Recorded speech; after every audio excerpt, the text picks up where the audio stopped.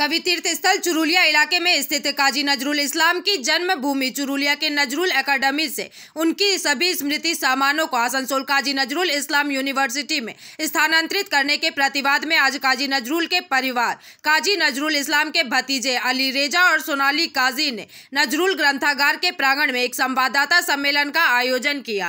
नमस्कार, আমি সোনালী কাজী কাজী নজরুল ইসলামের ছোট ভাই কাজী আলী হোসেনের নাতনি।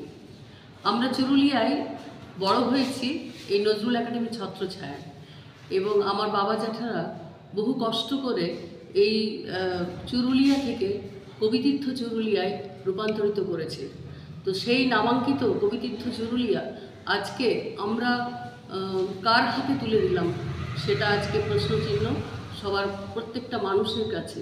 তো আমরা সেই মানুষের কাছে আজকে দাঁড়িয়েছি যে আমরা তো আমার বাবা জ্যাঠারা বা আপামর জনসাধারণ চুরুলিয়ার যে তৈরি করেছিল হসপিটাল, লাইব্রেরি, আমরা যেখানে বসে কথা বলছি, মহাবিদ্যালয়, স্কুল, রাস্তাঘাট, জল সবই করেছেন। কিন্তু পরবর্তী ক্ষেত্রে ওনাদেরও বয়স হচ্ছিল, ওনারা ভেবেছেন যে আমরা আর কতদিন থাকবো, তো একটা শিক্ষা প্রতিষ্ঠান মুখ্যমন্ত্রী মমতা বন্দ্যোপাধ্যায়ের যে কাজী নজরুল ইউনিভার্সিটি, সেখানে আমরা একটা শিক্ষা প্রতিষ্ঠানে এই নজরুল একাডেমিকে আমরা স্বত্বাধিকার দেব। এই মর্মে কাজী রেজাউল করিম সম্পাদক থাকাকালীন আমরা যারা 19 জন কমিটিতে ছিলাম, আমি সাংস্কৃতিক সম্পাদক ছিলাম, কাকা সহসভাপতি ছিল, আমরা সবাই মিলে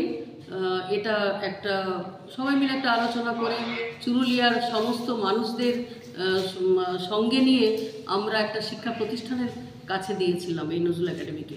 ভেবেছিলাম যে অনেক কিছু হবে, আমরা এখনও স্বপ্ন দেখি যে চুরুলিয়া একদিন নজরুল তীর্থ গড়ে উঠবে। কিন্তু তার 125 জন্মদিন পেরিয়ে গেল, তার জন্ম ভিটা যেখানে নারীপোতা আছে কাজী নজরুল ইসলামের, যেটা নজরুল একাডেমি এখন, তো সেই জন্মভিটাটা রং পর্যন্ত এনারা করেনি। এই বছর এই নজরুল মেলাকে ঘিরে প্রচুর একাডেমির মিউজিয়াম, নজরুল একাডেমি যে মিউজিয়ামটা আছে, যেটা সবচেয়ে অ্যাট্রাকশন মানুষের কাছে দূর দূরান্ত থেকে, শুধু আমাদের পশ্চিমবঙ্গের নয়, গোটা ভারতবর্ষের বিভিন্ন প্রান্ত থেকে, এমনকি বাংলাদেশ থেকে, বিভিন্ন জায়গা থেকে এখানে আসেন এবং তারা প্রথমেই যেটা জিজ্ঞাসা করেন এখানে দেখার কী আছে। তো মিউজিয়ামটা যখন বলি, তারা এত বেশি আগ্রহ দেখান, খোলার পর তারা নিখুঁতভাবে তারা দেখেন। সেই মিউজিয়ামটাকে ইউনিভার্সিটি এখন বলছি তুলে নিয়ে চলে যাবো, এখান থেকে সমস্ত জিনিসপত্র এখান থেকে নিয়ে চলে যাবো। তা আমরা বলেছি যে এটা সম্ভব নয়।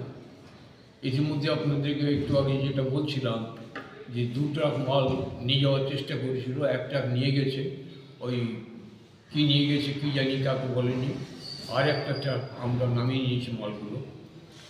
जामुड़िया से दिलीप साहू की रिपोर्ट, PVTV न्यूज़।